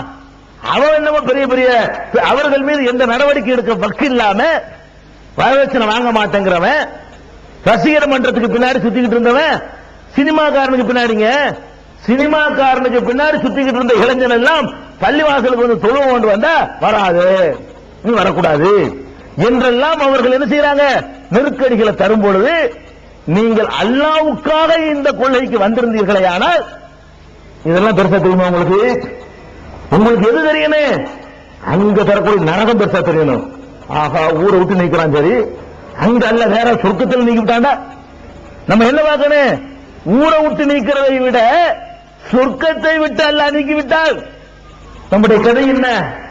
அடக்கம் செய்யாட்டி நமக்கு மோட்சம் இல்லையா? அடக்கம் செய்யாம இருக்க இயலாத சும்மா வெத்து கேட்டு அது வேற விஷயம். அதை எப்படி பேச பண்ண தெரியும். எத்தனையோ சஹாபாக்களை கொண்டு போய் மார்க்கத்தை சொல்லித்தாங்கன்னு கொண்டு அறுத்து கொண்டு விட்டு தூக்கி எரிஞ்சிட்டு போயிட்டாங்க. நாய் நரிகளுக்கு திணியா போனுச்சு எத்தனை சஹாபாக்கள். அவங்கள சொர்க்கம் இல்லையா? அடக்கலாம் தான் சொர்க்கமா? அது நல்லா முடிஞ்சா செய்ய வேண்டிய ஒரு கடமை.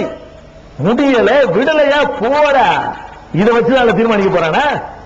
நீங்க போ அடக்காம நாயை திட்டு போட்டு நாங்க சொர்க்கத்துக்கு போக மாட்டோமா? சிங்கம் புலி திட்டு போனா நாங்க சொர்க்கத்துக்கு போயிட மாட்டோமா? ஆனா அழுகிய நாசமா போட்டு சொர்க்கத்துக்கு போயிட மாட்டோமா? நீ வேணா நரகத்துக்கு ஒரு பாடியை நாசமாக்கணுக்கு நீ வேணா நரகத்துக்கு போய் தவிர இதெல்லாம் நமக்கு பெரிய பயங்கரத்தை உண்டாக்குது. மாடி ரிஜிஸ்டர் பண்ண மாட்டாங்க நம்மள, கல்யாணத்துக்கு புத்தகத்தை தர மாட்டாங்க நம்மள, கனாசாக்கு சந்தூக்கு வராது நம்மள. போராட்டி என்ன சந்தூக்கு வராட்டி என்னங்கிற சந்தூக்கு வராட்டி ஒண்ணும் செய்ய முடியாதா? அப்ப நாம் இந்த ஊர் மக்கள் மத்தியில் வரக்கூடிய எதிர்ப்புகளை காணக்கூடிய நேரத்தில் உங்களை திடப்படுத்திக் கொள்ளுங்கள். அதுக்கு தான் அல்லாஹ் திருமறை குர்ஆன்ல நபிமார்களுடைய வரலாறுகளை சொல்கிறான். என்ன வரலாறு?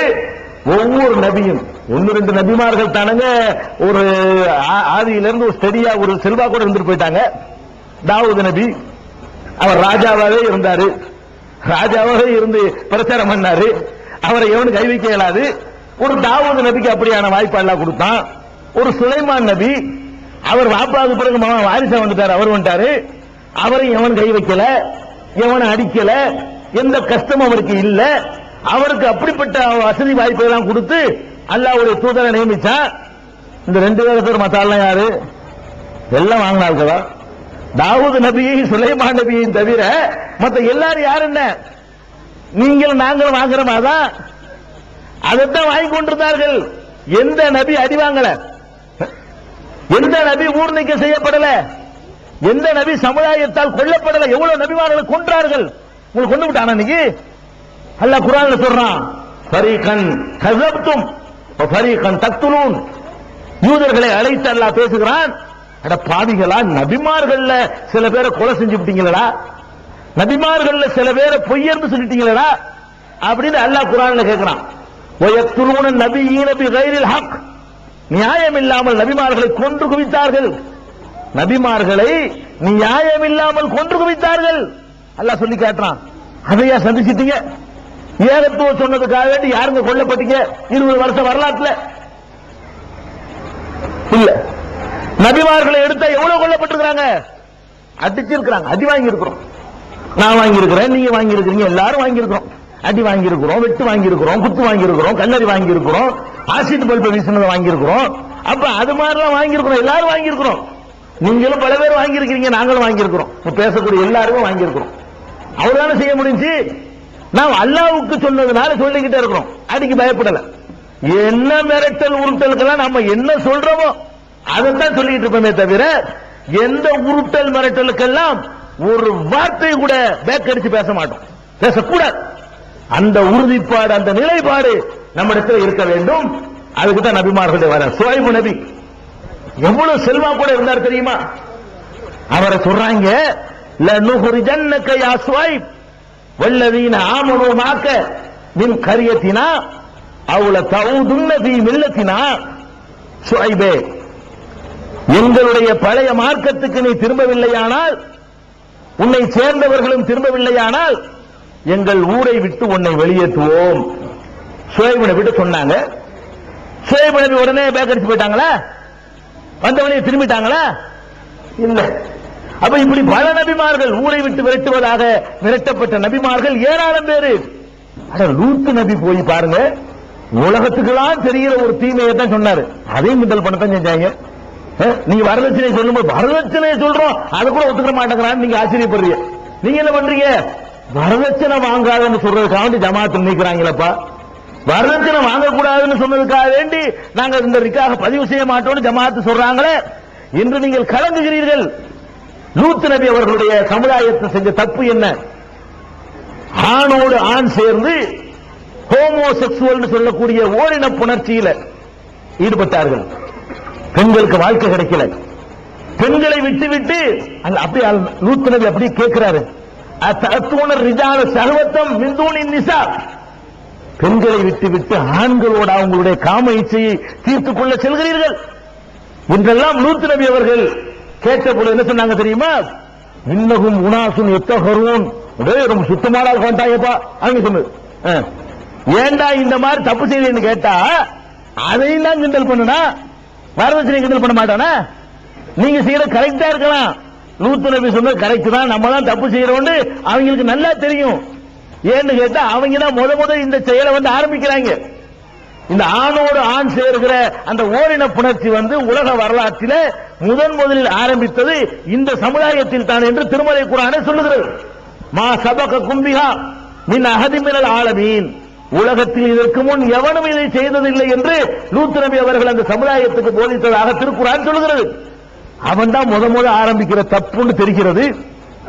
அதை போய் கண்டிக்கிறாரு, கிண்டல் பண்றாங்க. சுத்தமான ஆள் கொண்டாங்க உங்களுக்கு சொன்னாங்க அப்படிங்கிறான். நீங்க என்ன செய்றீங்க? நல்லது சொல்றதுக்கு போய் கிண்டல் பண்றாங்களே, நல்லதுதான் இதை போய் கேலி பண்றாங்களே, இதுக்கெல்லாம் தளர வேண்டியதில்லை. லூத் நபி சமுதாயம் இன்னும் இருக்கு நினைச்சிட்டு போயிட வேண்டியதுதான். ஊரை விட்டு நீக்கிறவங்கிறாங்களா? ஷுவைப் நபி சமுதாயம் இருக்குது இருக்கு கியாமத் வரைக்கும் இருக்கும். அப்ப இந்த மாதிரியான அடக்குமுறைகளை நீங்கள் சந்திக்க வேண்டி வரும். ஏன்? சரியான அவரு நபிகள் நாயகம் ஸல்லல்லாஹு அலைஹி வஸல்லம் இறை தூதர் ஆன உடனே, இறை தூதர் ஆயிட்டாங்கல்ல, ஜிப்ரீல் அலைஹிஸ்ஸலாம் வந்துடுறாங்க. புகாரியில நீங்க எடுத்தால் 2வது ஹதீஸில் இதை நீங்கள் பார்க்கலாம். ரொம்ப உலகம் போக வேண்டிய முதல் பால்யம் எடுத்து 2வது ஹதீஸை பரட்டினால் இந்த சம்பவத்தை நீங்கள் படிப்பீர்கள். என்ன சம்பவம்? ரசூல் ஸல்லல்லாஹு அலைஹி வஸல்லம் ஹிரா குகையில் இருக்கிறாங்க. ஜிப்ரீல் அவங்கள்ட்ட வஹியெல்லாம் சொல்லி இறை தூதர்னு சொல்லி இக்ரான்னு ஓதிட்டு போயிட்டாரு. ஆனா நபி ஸல்லல்லாஹு அலைஹி வஸல்லத்துக்கு நம்பிக்கை வரல. என்ன நம்பிக்கை வரல? நம்ம எதையை பார்த்து பயந்துட்டோமோ, சைத்தான் கோளாறு ஏற்பட்டுருச்சோ, அவங்களுக்கு தாம் இறை தூதர் ஆனோன்னு அவங்களுக்கு நம்பிக்கை வரல. வீட்டுல போய் போத்தி படுத்துக்கிட்டாங்க. சமீலூனி என்னை போத்துங்கன்னு சொல்லி போத்தி படுத்துக்கிட்டாங்க. ஹதீஜா நாயகி மனைவி ஆறுதல் சொல்றாங்க, அல்லாஹ்வுடைய முகமதே கணவரே கவலைப்படாதீங்க, உங்களுக்கு அல்லாஹ் கைவிடவே மாட்டான் உங்களை. ஏன்? தஹ்மீலுல் கல்ல, நீங்கள் சிரமப்படுறவர்களுக்காக உழைக்க, அடுத்த ஆளுக்கு உழைக்கிறார்கள். நீங்க உங்களுக்கு உழைச்சீங்க, நீங்க தக்ஸிபுல் மாதும, இல்லாத ஆட்களுக்காக வேண்டி நீங்க சம்பாரிச்சு நீங்க கொடுக்குறீங்க, இல்லாத ஆளுக்கு வாரி வழங்குறீங்க, அடுத்தவர் சுமையை நீங்கள் சுமந்து கொள்கிறீர்கள், உறவினரை அவ்வளவு அற்புதமா அனுசரித்து வாழ்கிறீர்கள். அல்லாஹ் உங்களுக்கு எந்த இழிவும் தரமாட்டான், உங்களை அல்லாஹ் கைவிடவே மாட்டான் என்று மனைவி ஆறுதல் சொல்றாங்க. அப்போ நபி ஸல்லல்லாஹு அலைஹி வஸல்லம் நம்பிக்கை வரல. அப்ப மக்காவுல ஒருத்தர் இருந்தார் வரக்கான்னு சொல்லி. அவர் யாருன்னு கேட்டா மக்காவுல பிறந்து ஹதீஜா நாய்க்கு சொந்தக்கார ஆள் தான். ஆனாலும் இந்த கல்லு மண்ணெல்லாம் வணங்குற தப்புன்னு விளங்கி அவர் அன்றைக்கு இருந்த கிறிஸ்தவ பாதிரியாரோட தொடர்பு கொண்டு கிறிஸ்தவ மார்க்கத்தை விளங்கி ஏற்றுக்கொண்டு இஞ்சில் வேதத்தை அந்த அபுராணி ஹிப்ரு மொழியிலேயே அவர் படிக்கக்கூடியவராக அவர் இருந்தார். அந்த நாலேஜ் உள்ளவராக இருந்தார். அவர்கிட்ட கூட்டிக் கொண்டு கேட்போம் அப்படின்னு சொல்லி நபிகள் நாயகம் ஸல்லல்லாஹு அலைஹி வஸல்லம் அவர்களை ஹதீஜா நாயகி அவர்கள் வரக்காவிடத்தில் அழைத்து வருகிறார்கள். வரக்கா என்ன சொன்னார் தெரியுமா? நீ அல்லாஹ்வுடைய தூதராயிருக்கிற, மூசாவிற்கு யார் செய்து கொண்டு வந்தாரோ அவர்தான் உமக்கும் செய்து கொண்டு வந்திருக்கிறார். அவர் விளக்கிறார், செய்தியெல்லாம் சொல்றார். சொல்லிவிட்டு ஒரு நேரம் வரும், உன்னை இந்த ஊரை விட்டு வெளியேற்றுவார்கள். அவர் சொல்றார், உன்னை இந்த ஊரை விட்டு வெளியேற்றுவார்கள். நபிகள் நாயகம் ஸல்லல்லாஹு அலைஹி வஸல்லம் கேட்கிறாங்க, நம்ம ஏறல, ஏன் தெரியுமா? அவ்வளவு மரியாதை ஊர்ல, நம்மள வெளியேற்றுவாங்களா? அமீன்கிறான், சாதிக்குங்கிறான், ஊர்ல எதா இருந்தாலும் நம்மளை கேட்டு செய்யறான். இவனை நம்மளை வெளியேற்றுவான். அவனுக்கு நம்ப ஏறல. நபி ஸல்லல்லாஹு அலைஹி வஸல்லம் கேட்கிறாங்க, அவ முஹ்ரிஜிய என்ன என்னைய வெளியேற்றுவாங்களா? என்னையவா? என்னைய ஊரு விட்டு வெளியேற்றுவாங்களா? ரசூலுல்லாஹ் கேட்கிறாங்க. பரக்கா சொன்னாரு, உன்னைய மட்டும் இல்ல, நீ கொண்டு வந்த செய்தியை யார் கொண்டு வந்தாலும் வெளியேற்றுவாங்க. முடிஞ்சு வச்சா அவர் சொன்னாரு, நீ கொண்டு வர போற செய்தி இருக்கு பாரு, என்ன செய்தி? அப்பன் சொன்னது தப்பு, பாட்டன் சொன்னது தப்பு, ஊர் சொன்னது தப்பு, உலகம் சொன்னது தப்பு, எல்லாமே தப்பு. அறிவுக்கு பொருத்தமான நேர்மையான வழியை மட்டும்தான் பின்பற்றணும்னு சொல்றிய. உலகத்தையே டோட்டலா எதிர்த்து தன்னதனியா நின்று போராடுற கொள்கை இருக்க, இந்த கொள்கையை யாரு சொன்னாலும் அதுக்கு ரிசல்ட் இதுதான். அதுக்கு ரிசல்ட் என்ன? விரட்டுதான் என்று அவர் சொன்னார். அதைத்தான் நம்ம சொல்றோம். ஏன் விரட்டுறான்னு ஆச்சரியப்பட தேவையில்லை. அதை யாருக்கு இப்ப ரசூல் ஸல்லல்லாஹு அலைஹி வஸல்லம் வந்து சொன்னாலும் அவங்களுக்கு தான் கீது. நபிகள் நாயகம் சொல்ல வரமாட்டாங்க ஒரு பேச்சுக்கு. இப்ப நபிகள் நாயகம் ஸல்லல்லாஹு அலைஹி வஸல்லம் வந்து இதை சொன்னாலும் அவர்களை முதல்ல விரட்டி அடிக்கக்கூடியவர்களாக இருக்கக்கூடியவர்கள் இப்ப யாரு உங்களை ஊர் நீக்கம் செய்யறாங்களோ, யாரு மிரட்டுறாங்களோ அவர்களாகத்தான் இருப்பார்கள். ஏன்? அவங்க நினைக்கிற மாதிரி நபிகள் நாயகம் நடந்ததை ஏத்துக்குருவாங்க. நபிகள் நாயகம் நடக்கிற மாதிரி அவங்க நடந்துச்சுன்னா எத்தனை வருஷமா இருக்கு நீ என்ன பூஜை சொல்றாரு, இதுதான் நடக்க போகிறது. அதனால இந்த எதிர்ப்புகள் வரும்போது துவண்டு விடாதீர்கள், சோர்ந்து விடாதீர்கள். கஷ்டம்தான், தனிச்சு விடப்பட்டிருப்போம், யாருமே இருக்க மாட்டாங்க. இருந்துட்டு போங்க. இந்த உலகத்துக்காக வேண்டியா இருக்கிறீங்க, இந்த தேர்தலில் போட்டியிட போறீங்களா? 10 பேர் பின்னாடி இருந்தா தான் நமக்கு வந்து செல்வாக்கு பெற முடியும் நினைக்க போறீங்களா? நபிகள் நாயகம் ஸல்லல்லாஹு அலைஹி வஸல்லம் சொல்றாங்க, மறுமை நாளையில நபிமார்கள்லாம் வருவாங்க. எப்படி வருவாங்க? தனிச்சு வர மாட்டாங்க. ஒரு நபி வந்து தன்னுடைய சமுதாயத்துக்கு தலைமை தாங்கி வருவார். மூசா நபி வர்றாங்கன்னு சொன்னா அவங்களுக்கு பின்னாடி அவங்க உம்மத்தெல்லாம் வரும். ஈசா நபி வருகிறார்கள் என்று சொன்னால் அவர்களுக்கு பின்னாடி அவங்களுடைய சமுதாயம் எல்லாம் வரும். ஒவ்வொரு நபியும் தன்னுடைய சமுதாயத்திற்கு தலைமை தாங்கி மறுமை நாள் அப்படி குழு குழுவா நிறுத்தப்படுவாங்க. அப்படி நிறுத்தப்படும் பொழுது சில நபிமார்கள், நபி ஸல்லல்லாஹு அலைஹி வஸல்லம் சொல்றாங்க, சில நபிமார்கள் வருவார்கள், அவர்களோடு ஒரு 10 பேர் தான் இருப்பார்கள். நபி ஸல்லல்லாஹு அலைஹி வஸல்லம் சொல்றாங்க, நபி வருவாரு, பின்னாடி பார்த்தா 10 பேர் தான் இருப்பாங்க. சில நபிமார்கள் வருவார்கள், பின்னாடி 3 பேர் தான் இருப்பார்கள். சில நபிமார்கள் வருவார்கள், பின்னாடி ஒரே ஒரு ஆள் தான் இருக்கும். சில நபிமார்கள் வருவார்கள், அவர்கள் மட்டுமே வருவார்கள். ரசூல் ஸல்லல்லாஹு அலைஹி வஸல்லம் சொல்றாங்க, முஸ்லிம்ல வரக்கூடிய ஆதாரபூர்வமான செய்தி. நபிமார்கள் வர்றாங்க மறுமையில. எப்படி வர்றாங்க? சில நபிமார்கள் லட்சக்கணக்கான பேர் திருத்தி கொண்டு வர்றாங்க.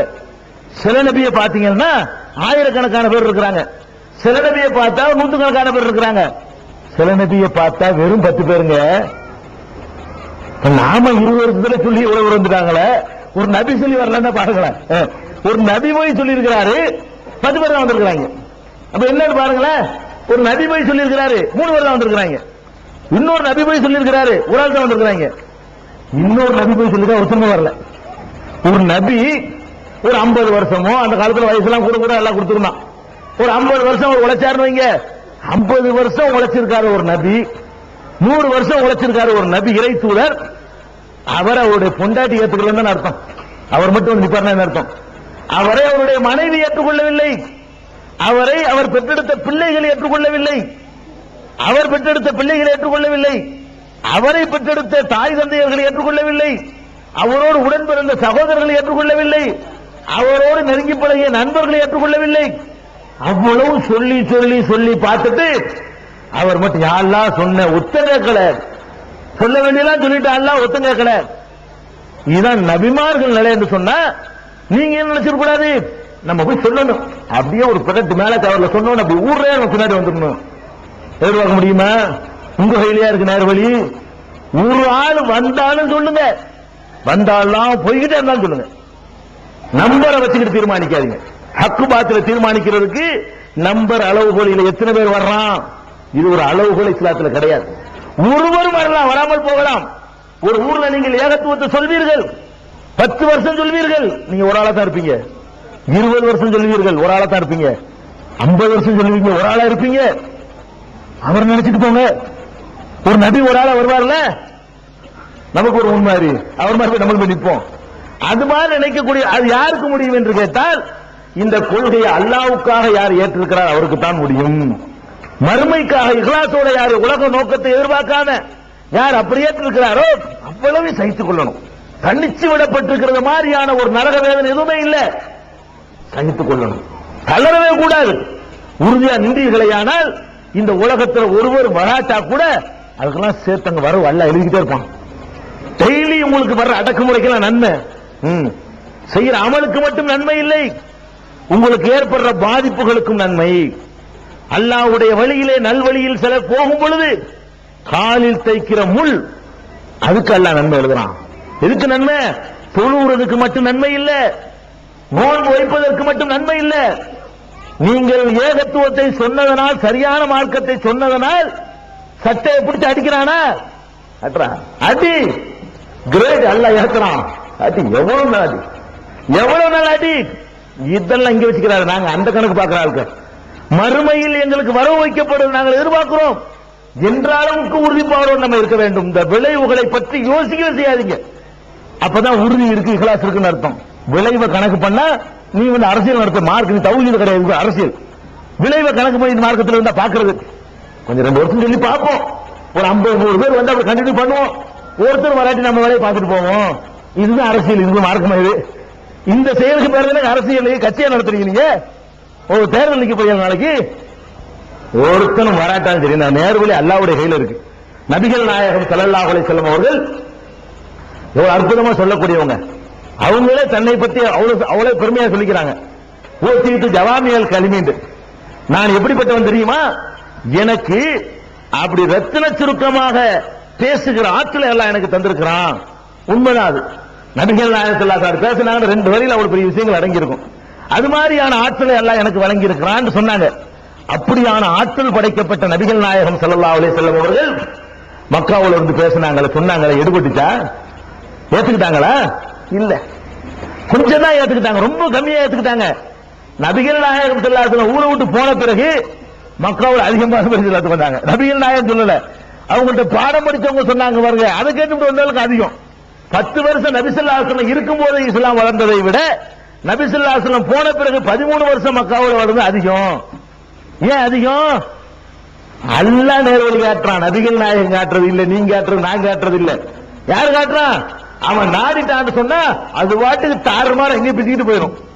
அவன் நேர்வழி காட்ட நாடல என்று சொன்னா நீ கத்துனாலும் சரி, ஆமனமாக இல்லா கலையில் தான், குறைந்த விரல் விட்டு எண்ணக்கூடியவர்கள் தான் அவரை நம்பினார்கள் நல்லா சொல்லி காட்டுறான. அந்த ரேஞ்சில் கொண்டாந்து நிப்பாட்டி போடுவான். அதனால் நீங்கள் கவனத்தில் கொள்ள வேண்டும். இந்த கொள்கையை சொல்லும் பொழுது நிறைய நெருக்கடிகள் வரும், நிறைய கஷ்டங்கள் வரும், துன்பங்கள் வரும். அதுக்காக வேண்டி நீங்கள் பின்வாங்கிடக்கூடாது, விளைவை பார்க்கவே கூடாது. மிரட்டல் ஊட்டெல்லாம் வந்தா நபிமார்களுடைய வரலாறுகள் அப்படி புரட்டி குர்ஆனை படிங்க, அப்படி ஆறுதல் தரும். குர்ஆன் சூரத்துல் அன்பியா நபிமார்கள் அத்தியாயம் இருக்கிறது. அதை எடுத்து பார்த்தா ஒவ்வொரு நபியும் பட்ட கஷ்டமும் என்ன இறை தூதர்கள் அற்புதம் கொடுக்கப்பட்டிருக்கிறாங்க. அழகான இஹ்லாஸோட சொல்றாங்க, தூய்மையான எண்ணத்தோடு. அவங்க சொல்லியே கேட்க மாட்டேன்ட்டாங்க, நம்ம எல்லாம் ஏமாத்துறோம்.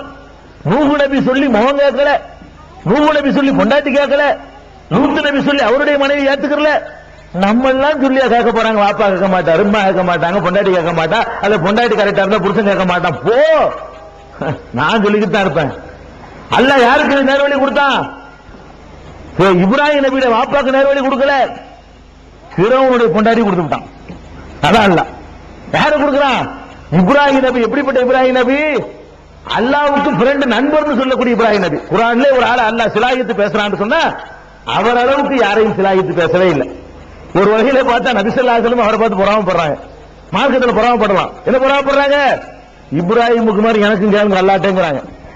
அதான் தொழுகையில கேட்டுக்கிட்டு இருக்கிறோம். என்ன கேட்கிறோம்? அல்லாஹும்ம ஸல்லி அலா முஹம்மதின் வ அலா ஆலி முஹம்மதின் கமா ஸல்லைத அலா இப்ராஹீம வ அலா ஆலி இப்ராஹீம இன்னக ஹமீதுல் மஜீத். இறைவா, இப்ராஹிமுக்கு அருள் புரிஞ்ச மாதிரி, அவருடைய குடும்பத்தாருக்கு அருள் புரிஞ்ச மாதிரி எங்க முகமது நபிக்கு அருள் புரிவாயாக கேட்கிறோம்னா அப்ப யாரு மேல போயிட்டாரு? அப்படியான அருள் அவருக்கு அல்லாஹ் கொடுத்தான். அவ்வளவு பயங்கரமான அருள். அந்த இப்ராஹிம் நபியுடைய தகப்பனாருக்கு இது என்ன? நேர்வழிக்கு வரல, மாற்றிட்டாரு.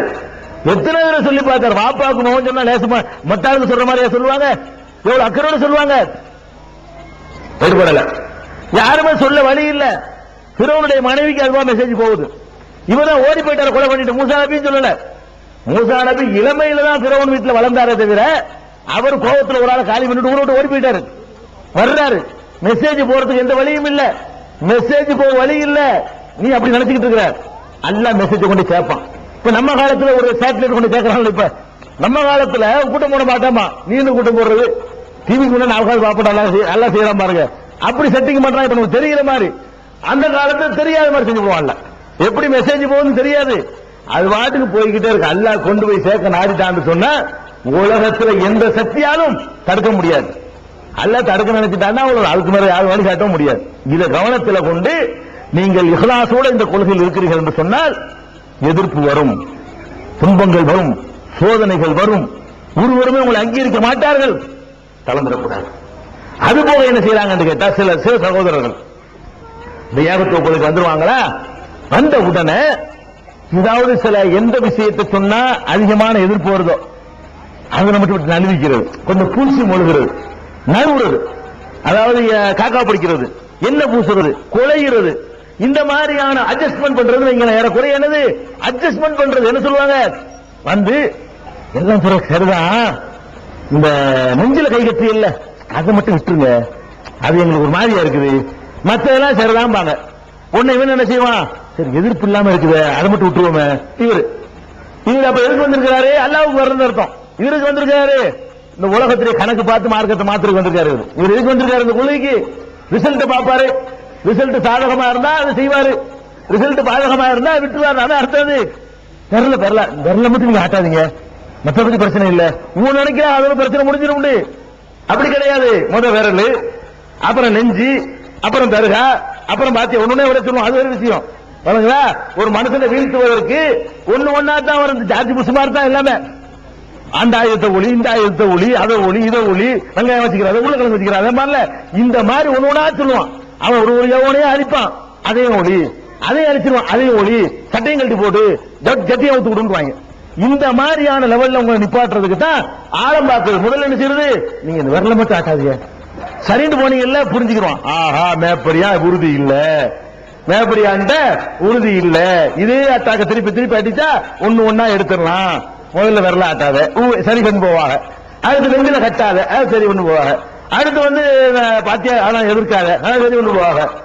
அப்படி ஒண்ணு எல்லாம் ஓகே இருக்கும். கடைசியில நேரம் ஒண்ணு மிச்சமா இருக்காது. எங்க இருந்து வந்தாங்களா கரெக்டா போய் சேர்ந்துருவாங்க, எங்க இருந்து வந்தா அங்க நிப்பாட்டி போடுவாங்க. அதனால மார்க்கத்துக்கு நீங்க வந்துட்டீங்கன்னு சொன்னா இந்த அட்ஜஸ்ட்மெண்ட் பண்ற விளையாட்டு கூடாது, அடிச்சுதான் சொல்லணும். சொன்னா இந்த இடத்துல சொன்ன அடிப்பாங்களோ அங்கதான் சொல்லணும், இந்த இடத்துல எதிர்ப்பு வருமோ அங்கதான் சொல்லணும். நாங்க நாகூர் தர்கா கிட்ட கூட்டம் போட்டுதானே அது வந்து இடி சொல்லணும்னு சொன்னோம், அதுதானே வெட்டினாங்க அறுவடை விட்டு, அதுக்கான சொல்லாம இருக்க முடியுமா? முத்துப்பட்ட தர்கா கிட்ட போட்டு நாங்க சொன்னோம், சொல்லிட்டு அடி வாங்கணும். சொல்லுங்களா, எங்க சொன்னா அடி உழுவும் அங்கதான் போய் சொல்லணும்.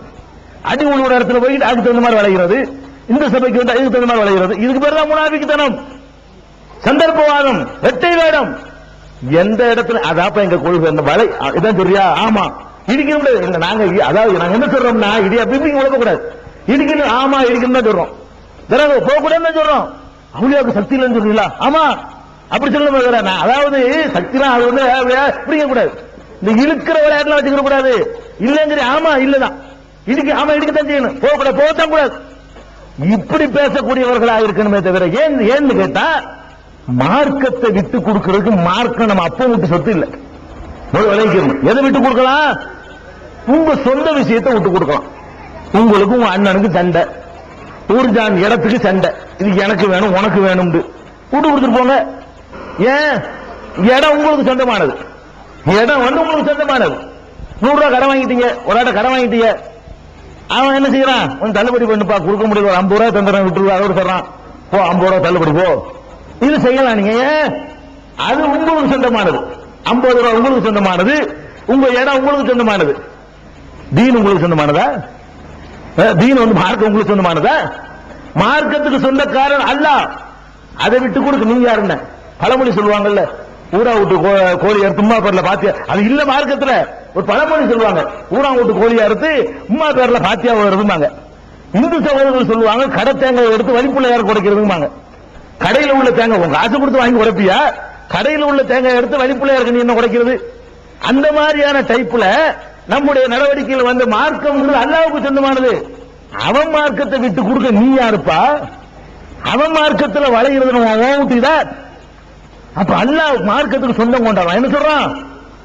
அலா லில்லாஹி தீனுல் காலிஸ், இந்த தூய்மையான தீனுல் இஸ்லாம் அல்லாஹ்வுக்கு சொந்தமானது. தூய்மையான தீனுல் இஸ்லாம் அல்லாஹ்வுக்கு சொந்தமானது. அல்லாஹ் தான் எஜமானன். இந்த மார்க்கத்துக்கு எஜமான் யாரு? அல்லாஹ் தான். நபிகள் நாயகம் ஸல்லல்லாஹு அலைஹி வஸல்லம் அவர்களுக்கு கூட இந்த மார்க்கத்தில் ஒன்றை மாற்றுவதற்கு அனுமதி இல்லை. தெரிஞ்சுக்கணும். மா யகூனுலி அன் உபத்திலஹு மின் தில்காயி நஃப்ஸி, நானாக எந்த ஒன்றையும் மாற்றுவதற்கு எனக்கு அதிகாரம் இல்லை என்று நபியே சொல். அல்லாஹ் சொல்றான். யாருக்கு அதிகாரம் இல்லையா? மக்கள்லாம் எதிர்க்கிறாங்கிறதுக்காக வேண்டி ஒரு 2-3 அட்ஜஸ்ட் பண்ணிக்கலாம் நபிகள் நாயகம் தீர்மானிக்க முடியுமான்னா முடியாது. எனக்கு கிடையாது. நான் என்ன செய்வேன்? சொன்னதை சொல்லுவேன், அவ்வளவுதான். அல்லாஹ் என்ன சொன்னாலும் அதை சொல்லுவனே தவிர விளைவுகளை பார்த்துக்கிட்டு இந்த இடத்துல இதை சொன்னா எதிர்ப்பு ஒரு ஏத்துக்கிற மாட்டாங்க, அதை 2 விட்டுருவோம். அந்த அதிகாரம் நபிகள் நாயகத்துக்கு அல்லாஹ் கொடுக்கல. அப்படி